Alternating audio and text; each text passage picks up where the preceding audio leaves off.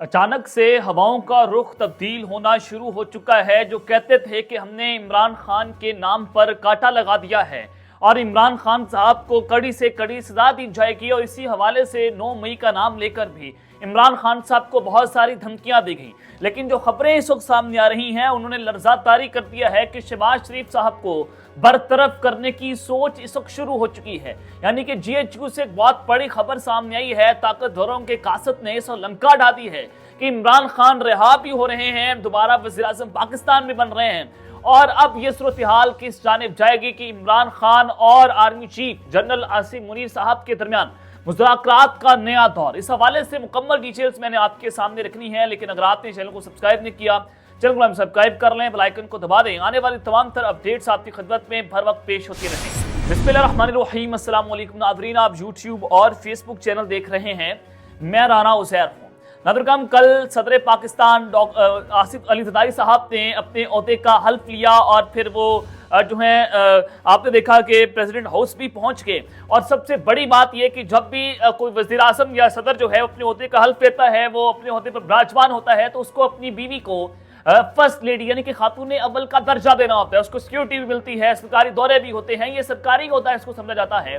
तो जाहिर है एक शख्स ज़रदारी साहब उनकी अहलिया नहीं है, लेकिन उन्होंने अपनी बेटी को आसवा भुट्टो को जो है वो खातून अव्वल का दर्जा दे दिया है। अब वो भी जो है वो सरकारी दौरे करेंगी, सरकारी खर्चों पर इजाशियाँ होंगी, उनको जनाब सिक्योरिटी भी दी जाएगी। और फिर दूसरी जाने पीपल्स पार्टी ने लाहौर के अंदर जो है वो सदारती गेस्ट हाउस बनाने का फैसला कर लिया है।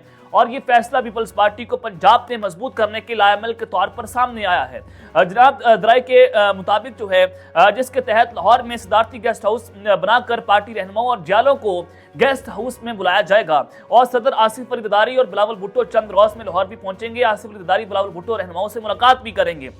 और पार्टी सदर ने कहा है कि पार्टी रहनुमाओं को बिलावल हाउस लाहौर में इशाइया के लिए भी बुलाया जाएगा, जहां लाहौर और पंजाब में तंजीम नो का भी फैसला किया जाएगा। क्योंकि जो साबिक सदर है चौधरी असलम गुल, उन्होंने पार्टी सदारत से इस्तीफा दे दिया है, जिसके बाद अब पार्टी में नए सदर का इंतखाब भी होना है और उसके लिए पूरी तंजीम जो है उसकी तंजीम साजी भी होनी है। तो लिहाजा अब ये पाकिस्तान पीपल्स पार्टी जो है पंजाब के अंदर मजबूत होने की कोशिशें कर रही है, पंजे गाड़ रही है।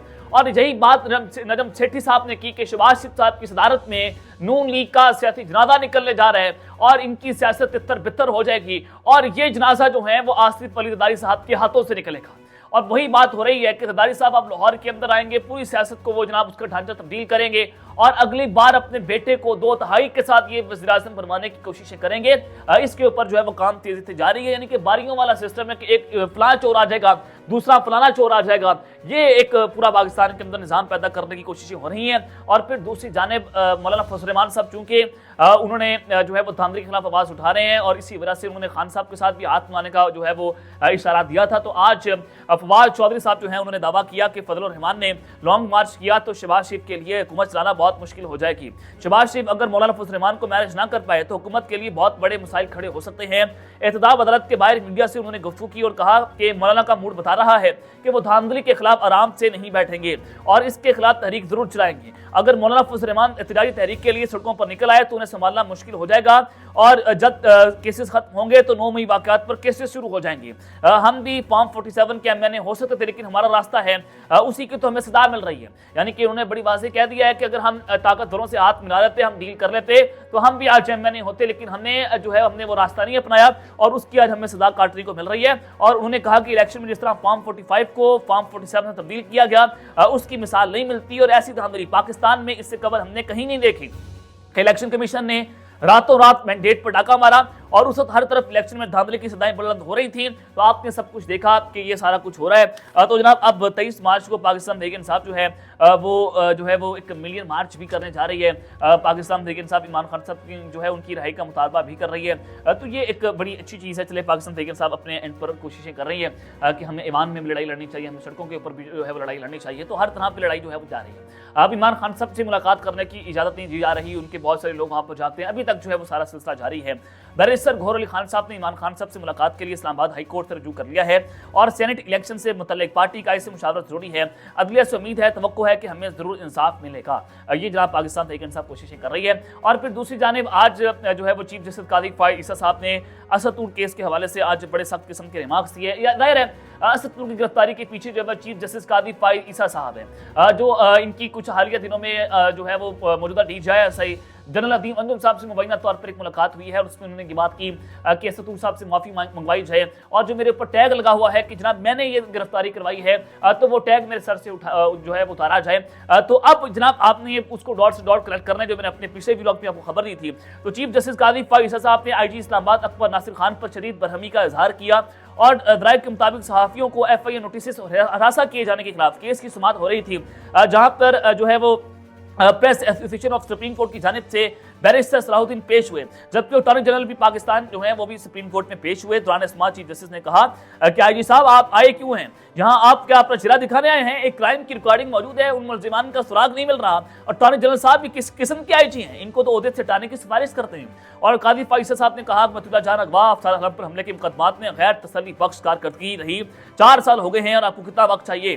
क्या आपको 4 सदियां चाहिए? हर सवाल के जवाब में आप माई लॉर्ड कहने लग जाते हैं। अगर आप माई लॉर्ड कहा तो आपको जुर्माना करूंगा। लगता है कि IG इस्लामाबाद मुलजिमान को तहफ़्फ़ुज़ देने की कोशिश कर रहे हैं और अटॉर्नी जनरल साहब इनको हटा देना चाहिए। समाअत में जब सहाफ़ी असदुल्ला की गिरफ्तारी का जिक्र हुआ तो उस वक्त चीफ जस्टिस कादी फाइज ईसा साहब ने असदुल्ला के खिलाफ मुकदमे में संगीन नौयत की दफात की आयत दी गई हैं। हसास मालूमात समेत आयत और दीगर दफात का इतला कैसे होता है? इंक्वायरी नोटिस में लिखा गया है कि अदलिया के खिलाफ मुहिम पर तलब किया जा रहा है, लेकिन FIA में अदलिया मुखालिफ मुहिम का जिक्र तक नहीं है। ये तो अदलिया के कंधों पर बंदूक रखकर जो है वो चलाई जा रही है, यानी कि अपने कपड़े जो है वो साफ करने की आज चीफ जस्टिस ऑफ पाकिस्तान ने दोबारा कोशिश की। लेकिन ये चीफ जस्टिस जो है आप सबको पता है कि ये कौन सा चीफ जस्टिस है और क्या किस तरह से जो है वो निज़ाम के सामने लंबा जहाँ पर लेटा हुआ है कि ये असदुल्ला साहब जो हैं उनकी गिरफ्तारी के हवाले से ये एक अहम तरीन खबर थी।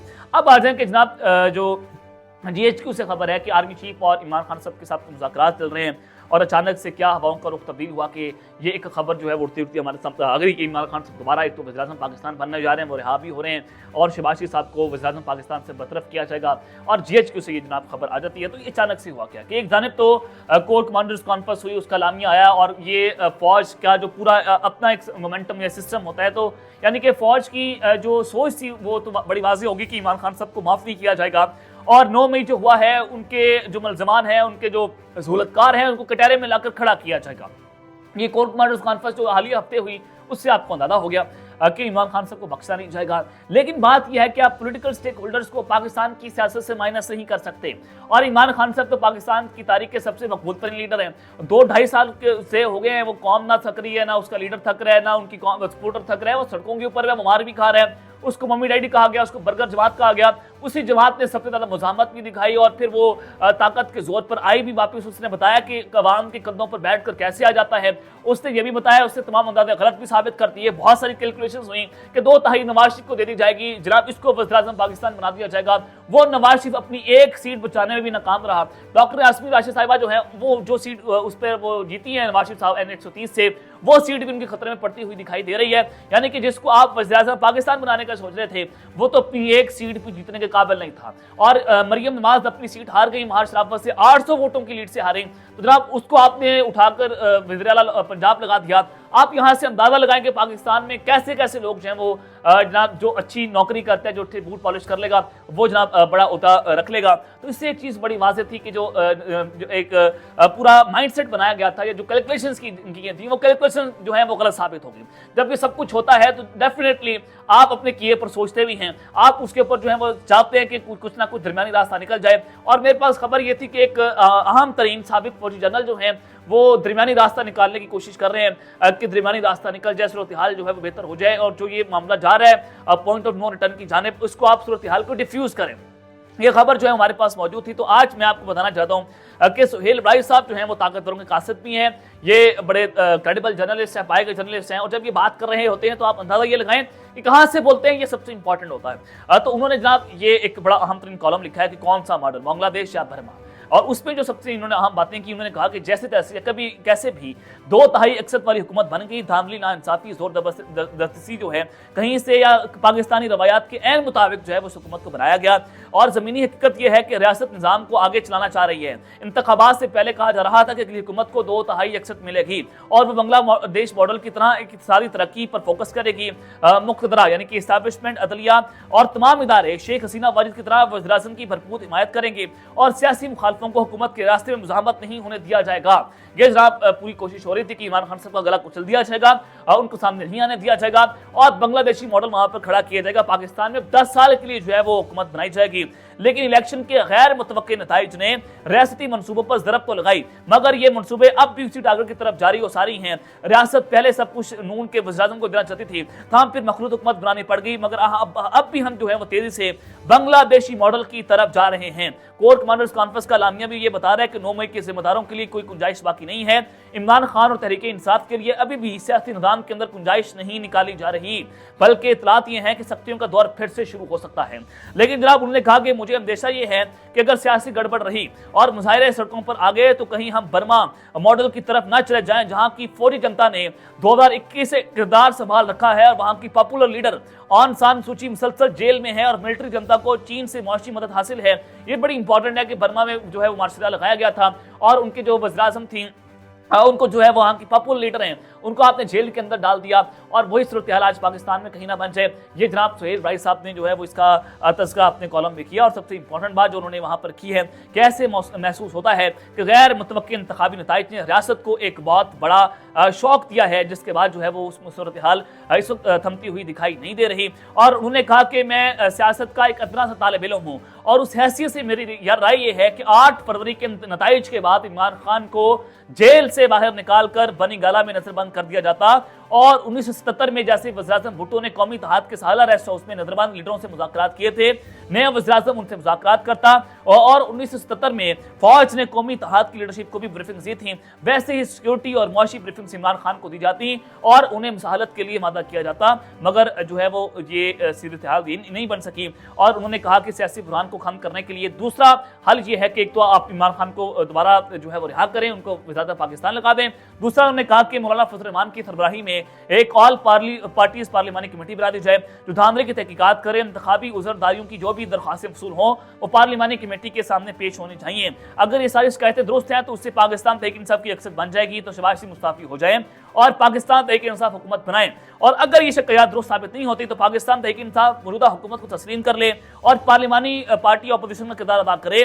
और ये राय ये है कि पाकिस्तान जो है वो ना बांग्लादेश है और ना ही बर्मा, यहाँ पर जो है वो कोई और सूरत हाल फिर होनी चाहिए। तो ये एक बड़ा अच्छा उनका मशवरा भी था। ज़ाहिर है इलेक्शन कमीशन का जो फॉर्म 45 है उनकी वेबसाइट पर जारी पकड़े गए हैं और अगर आप इसकी तहकीकात करते हैं तो इलेक्शन कमीशन के खुद लोग हमें बता रहे थे कि पाकिस्तान तहरीक इंसाफ 160 से ज़ायद सीटें जीत रही थी, लेकिन फिर उसी रात को जो है वो चीफ इलेक्शन कमिश्नर वहाँ से निकलते हैं और आधी रात को वापस आते हैं तो नताइज को बदल दिया जाता है। तो आज ये सूरत हाल आपके सामने है कि अगर ये तहकीकात हो जाती है तो डेफिनेटली पाकिस्तान तहरीक इंसाफ अपनी हुकूमत बना लेगी और फिर इनके हाथ से निज़ाम निकल जाएगा। तो फिर ऐसा हरगिज़ होता हुआ दिखाई नहीं दे रहा। लेकिन जो सुहेल भाई साहब हैं उन्होंने अपने कॉलम में सब कुछ लिखकर रियासत को कायनिया जो है जरूर दिखा दिया। अब तक लेते हैं, अपना ख्याल रखिएगा और इस ख्याल रखना पाकिस्तान जिंदाबाद।